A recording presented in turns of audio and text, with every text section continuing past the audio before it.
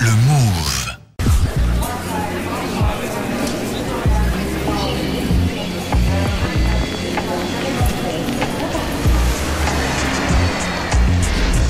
h 22h. Allô la planète avec Eric Lange sur le Move. Et tout va bien, vous êtes là, 20h30. Julien, c'est notre ami d'hier soir qui est passé juste 2 secondes. Il aime le monde, il a fait un site pour dire que j'aime le monde, donc ça me plaît. Julien est avec nous. Julien. Ouais, Eric. C'est toi qui aimes le monde. Exactement. Ah, c'est bien. Bouge pas, on écoute Icebird et on discute du monde que t'aimes. Ok. Ça marche, à tout de suite. Non mais il a fait un site internet, j'aime le monde. Bonne soirée tout le monde, Icebird.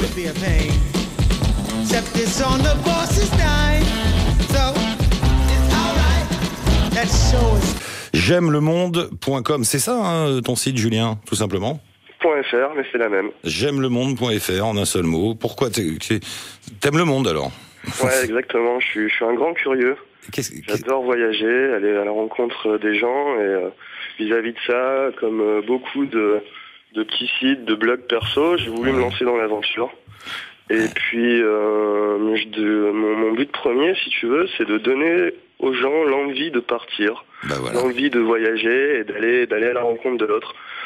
Et si tu veux, tous les voyageurs se disent atteindre de ce virus, le virus du voyageur, le truc dont une fois que tu y as goûté, tu peux plus t'arrêter. Et, si tu veux, je fais partie de ces gens-là.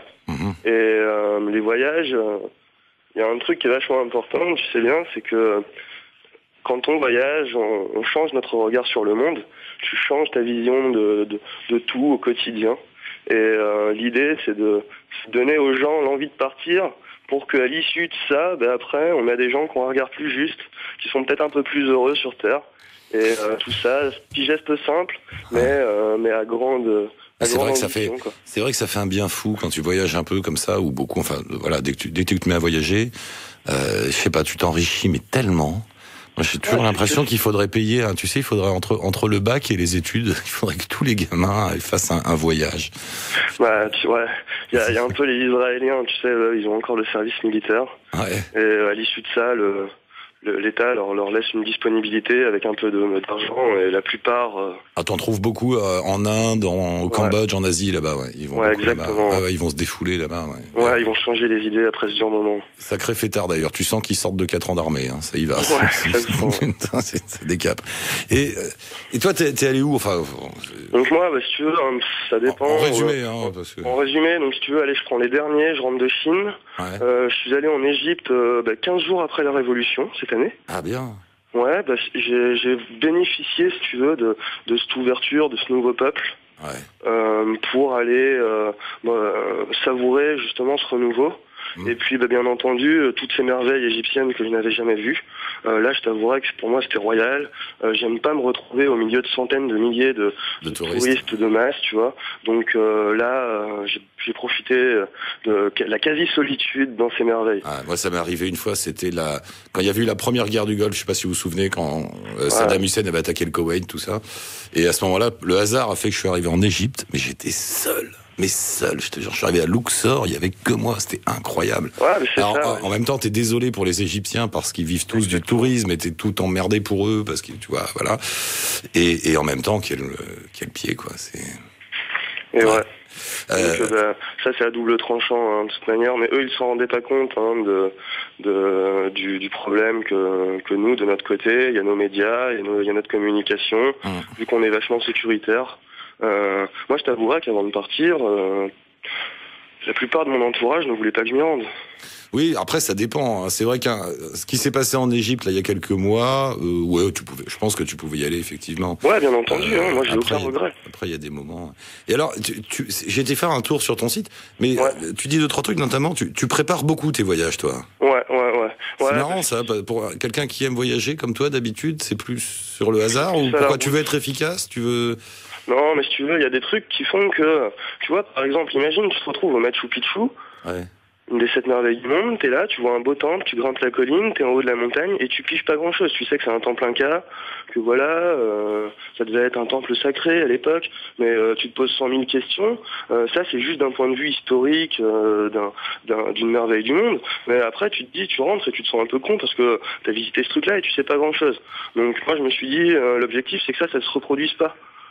C'est qu'au moins j'ai des bases, des connaissances, sans être non plus un archéologue, un psychopathe de l'histoire, mais au moins d'avoir de quoi m'aiguiller pour analyser, comprendre.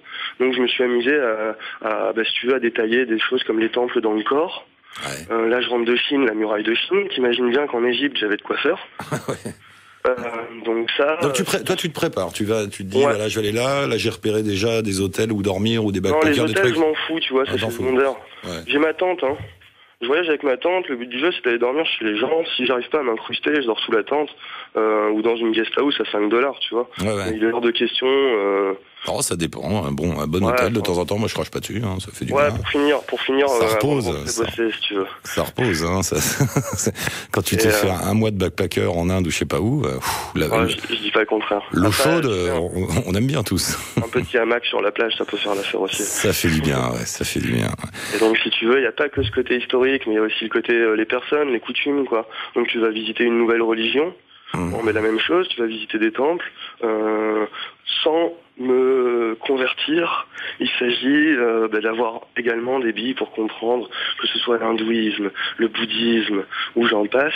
C'est des connaissances. Puis après, pareil, dans les connaissances, tu peux aller puiser dans la langue locale, avoir au moins des bases de manière à être capable de te présenter. D'ailleurs, c'est marrant ce que tu dis parce que on te dirait quand t'as 17 ans que t'es à l'école, on va faire un cours sur le bouddhisme. Tu prends ça comme une galère. Il faut. Alors, en revanche, si tu vas te balader en Asie et du coup, c'est un plaisir d'apprendre ces choses-là. C'est concret. Du moment que ça devient concret, tu sais. Oui, puis tu vois, quoi. Et forcément, ça aiguise, ça éveille ta curiosité, comme tu dis. Donc, le site web, c'est ça, un petit peu en question, c'est de montrer cette manière de voyager.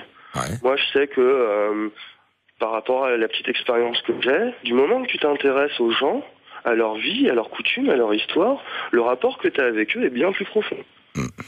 Ça paraît... Julien, il est 9h, il faut qu'on y aille. En tout cas, merci. Juste un dernier petit truc. Vas-y. C'est un projet qui me touche à cœur. Vas-y. C'est mon ami Adrien qui a la page Faire le Tour du Monde sur Facebook, avec ses 27 000 et quelques fans. Il a monté un projet qui s'appelle Un rêve d'enfant, un truc comme ça. Si vous voyagez, c'est pas dur, vous allez vous inscrire là-dessus, sur la page Faire le Tour du Monde. Vous trouvez ça, il y a toutes les adresses d'écoles primaires avec les instits qui sont prêts à recevoir vos cartes postales de partout sur Terre, à des vertus pédagogiques pour motiver de futurs voyageurs. Donc le principe c'est simple, vous vous inscrivez là-dessus, vous prenez les adresses des écoles et des classes, et puis pendant votre trip, juste envoyez un petit mot.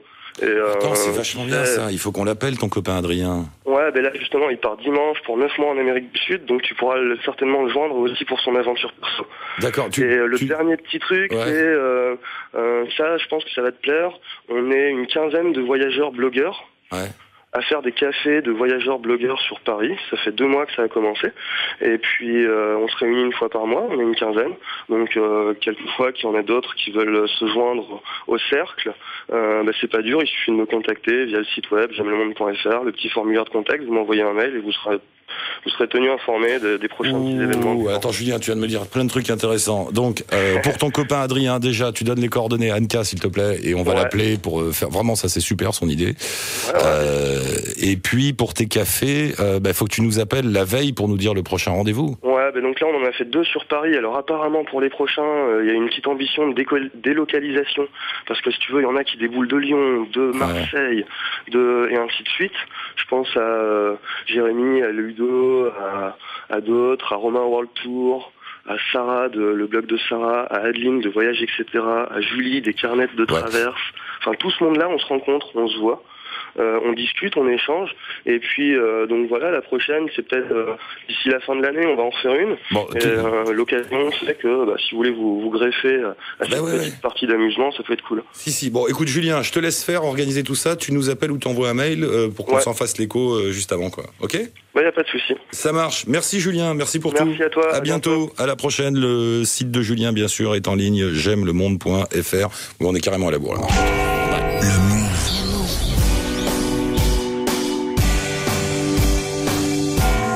Avec toutes mes excuses, 21h, 2 minutes, 45 secondes. C'est dingue, le train arrive en retard, on est dans la merde!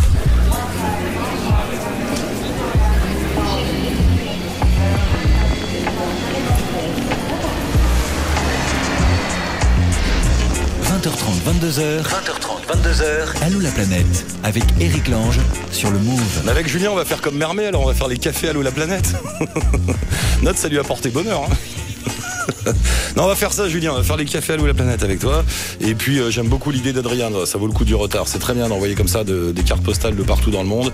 Anka, il faut appeler Adrien juste avant son départ demain, et puis après on le suivra en Amérique latine.